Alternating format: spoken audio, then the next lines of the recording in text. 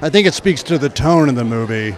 I was happy that this is a comedic horror film. It's comedy and horror. When you put those two together, those two elements, you get a really wild ride where you're laughing and then you're screaming, and it really knocks you around. And I had that experience when I saw American Werewolf in London for the first time as a teenager. And I always, when you can get hit that bullseye just right, it's so much fun. And I know I had a great actor, Nicolas Hoult, who's the star of the movie, and he has just impeccable comedic timing, but he can also be profoundly vulnerable.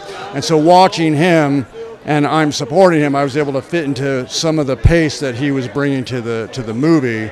Plus we had a great director in Chris McKay who kept us on point, hitting that bullseye, finding the balance between comedy and horror. With this Dracula, I was trying to fuse that which is scary and humorous, even at the same time in the line deliveries. It was just how you can be creepy and funny at the same time. That was the challenge. Just as a starting point, Dracula is a character that's been done many times. It's been done well a few times. I thought that Christopher Lee was always my favorite Dracula, but also Bela Lugosi and Frank Langella, Gary Oldman.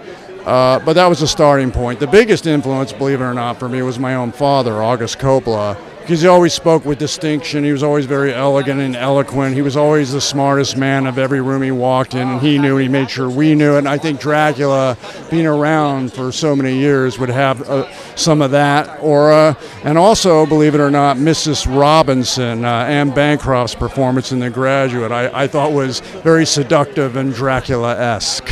So I was looking at how her manner of speaking, that sort of mid-Atlantic vocalization that both my father and Anne Bancroft had. We're all so proud of this movie. We had a lot of fun making it, and all we're asking for the audience to take this fun home with them, because it's gory, it's bloody, but it's hilarious. I just thought it was a really fun original concept to take these iconic characters, but then explore this toxic work relationship within that, and package it all as kind of this action comedy. I was like, it feels very different, and it's a swing. But if it works, then I think we have a fun movie.